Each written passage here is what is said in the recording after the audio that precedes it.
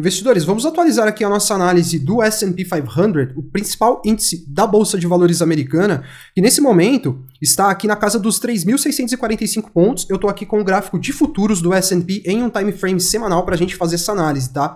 E o que a gente já consegue observar aqui, analisando o movimento do gráfico, que a gente tinha uma média móvel de 20 períodos, que é essa linha branca aqui, que até janeiro desse ano, desde que a gente viu lá o crash da pandemia, a gente tinha uma MM20 se comportando como um suporte, né, aqui para o S&P, tá vendo? Em várias oportunidades ela veio encostar nessa linha branca e voltava a se projetar. Encostava na linha branca, voltava a se projetar. A gente viu isso em 1, 2, 3, 4, 5. Na sexta oportunidade, a gente teve um rompimento. Esse rompimento aconteceu com um candle de bastante autoridade aqui, lá naquela semana vamos ver, foi na semana de 17 de janeiro já desse ano.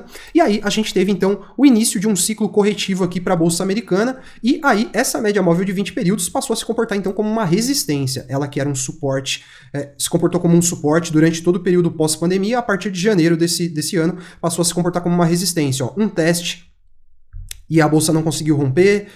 Um segundo teste não aconteceu rompimento. Um terceiro teste aqui, quase que ensaiou aqui um rompimento para cima, porém, com toda essa pressão trazida pela alta de juros nos Estados Unidos, o S&P voltou a ceder, não conseguiu fazer o rompimento, não conseguiu confirmar um rompimento para cima da MM20 com um pivô de alta no semanal e voltou a se projetar para baixo.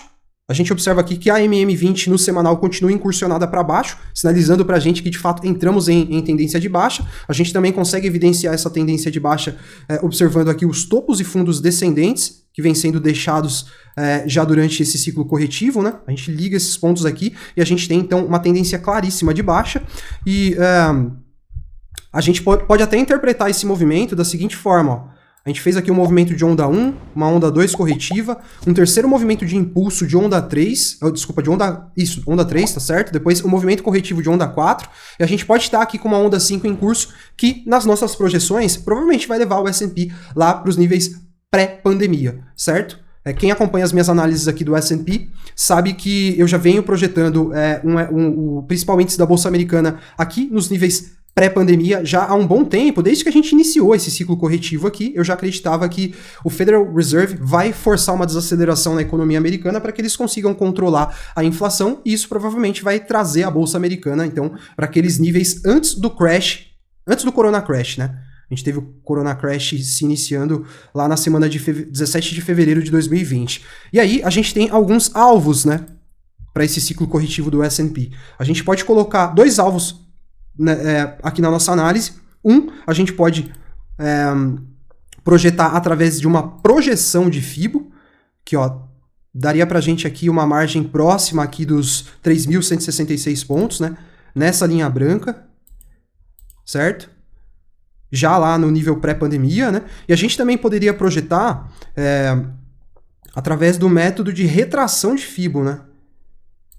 Se a gente desenhar aqui uma retração de FIBO, imaginando uma correção de todo esse movimento aqui, a gente pode ver o S&P vindo buscar esses níveis aqui, ó. Esse nível dessa outra linha branca aqui de baixo já vai estar lá na faixa dos 2.985 pontos, né? Deixa eu dar uma limpada no gráfico para não ficar muito poluído, não gosto muito de gráfico poluído. E a gente teria, então, essas duas linhas aqui, né? Essa primeira linha que é o nosso alvo de projeção e a segunda linha de baixo aqui que seria um alvo de retração. Eu sou um investidor que eu tenho uma estratégia de acumulação e distribuição. Eu sempre procuro comprar em regiões de acumulação e vender em regiões de distribuição.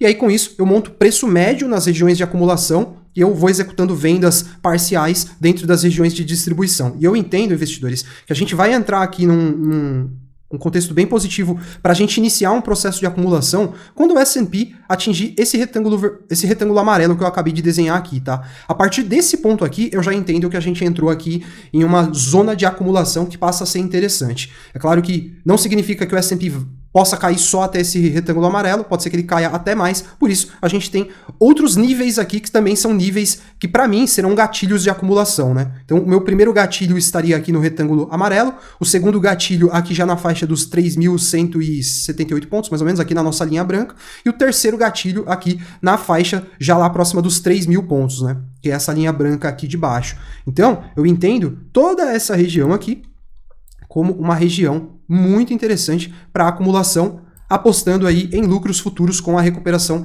da Bolsa Americana, certo? A Bolsa Americana que já fez o rompimento para baixo, aqui ela já renovou a mínima, né? Já fez a renovação da mínima nesse ciclo corretivo justamente nessa semana aqui, então a gente vê que a tendência de baixa aparentemente vai ter continuidade, né? Isso porque a gente continua vendo o Tesouro de 10 anos americano se projetando cada vez mais para cima. Nessa semana aqui a gente já atingiu a casa dos 4%, né? Ó, atingimos uma máxima aqui de 4% já nessa alta dos juros do Tesouro americano. A gente sabe que isso acaba sendo muito negativo, porque, você imagina, o Tesouro americano pagando 4%, na minha concepção, é muito mais interessante do que um Tesouro brasileiro pagando 12%, né? Por quê? Porque o dólar é muito mais forte, e o dólar a longo prazo, médio e longo prazo, tem uma tendência de se valorizar contra o real. Claro que a gente está em período de eleição aqui no Brasil, a gente não sabe quais serão as novas diretrizes aí, se vai ter alguma mudança ou não, né, em relação à política cambial, mas a gente, nessa situação de dúvida, se apega ao histórico, e historicamente o dólar se valoriza contra o real, e aí eu prefiro receber juros em dólar do que em real.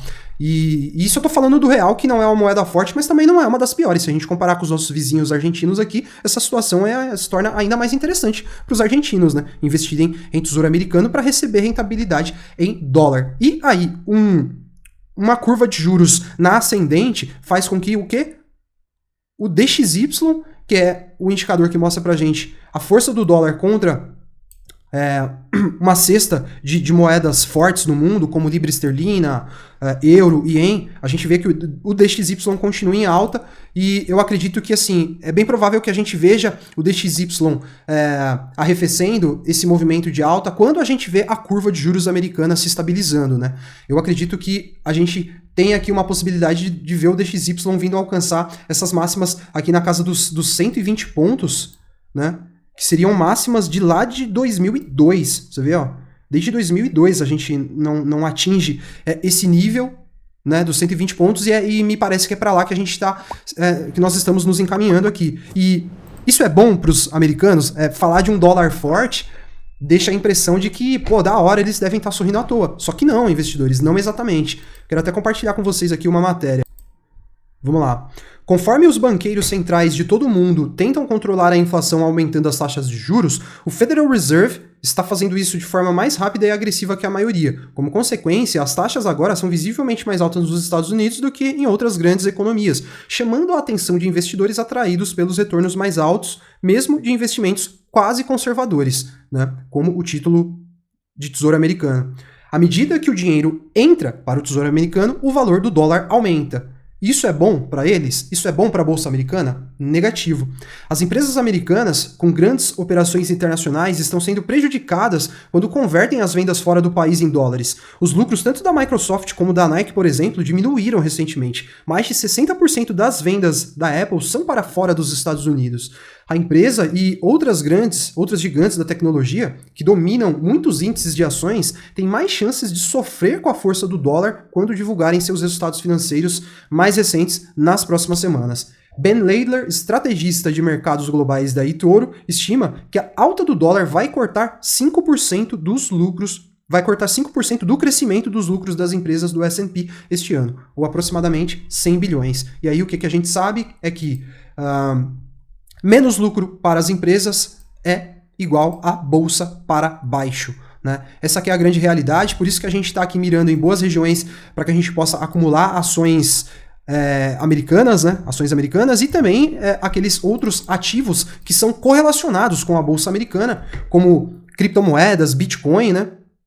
E até mesmo algumas ações brasileiras, ou até mesmo o índice de ações brasileiras, e estamos então vivendo aqui esse período de plantio, né? É hora de acumular os ativos que a gente acredita, que a gente confia, porque eu acredito que quando a gente passar a ter um viés de recuperação, quando os Estados Unidos estabilizarem essa curva de juros e a gente passar a ver essa curva de juros cair, a gente pode ver aí uma recuperação interessante nos mercados, e com isso a gente pode colher bons resultados aí no futuro. O investidor estrategista, ele gosta das crises, ele abraça as crises, ele abraça os momentos difíceis e ele vai às compras. Ele não fica com medo, ele não deixa o mercado, ele não faz vendas, ele compra. E é isso que eu tô planejando aqui. E eu acredito que a gente está muito próximo aqui de acessar uma janela de acumulação muito interessante para as ações americanas. Eu volto então a atualizar a análise do S&P aqui no canal nos próximos dias. Se você gostou, não esquece de deixar o like aí para fortalecer o canal e também de se inscrever para você continuar acompanhando as atualizações. Um abração e até o próximo vídeo.